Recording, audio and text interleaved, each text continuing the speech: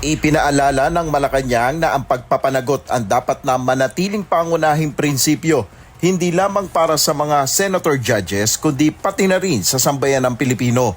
Ito ang binigyan diin ng palasyo bago mag-convene ang Senado bilang impeachment court kahapon.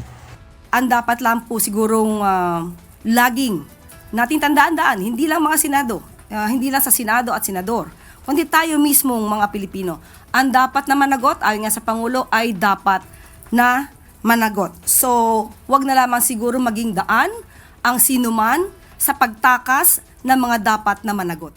Iginiit naman ng Malacanang na hindi makikialam si Pangulong Ferdinand Marcos Jr. sa impeachment proceedings dahil na rin sa umiiral na separation of powers.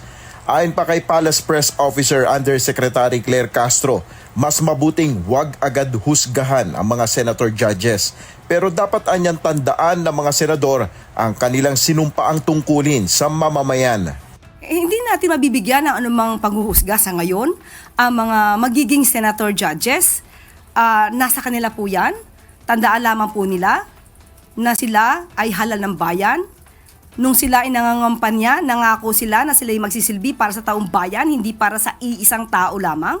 Nel Maribuhok, UNTV News and Rescue, Diyos ang aming sandigan, serbisyo publiko ang aming pinahalagahan.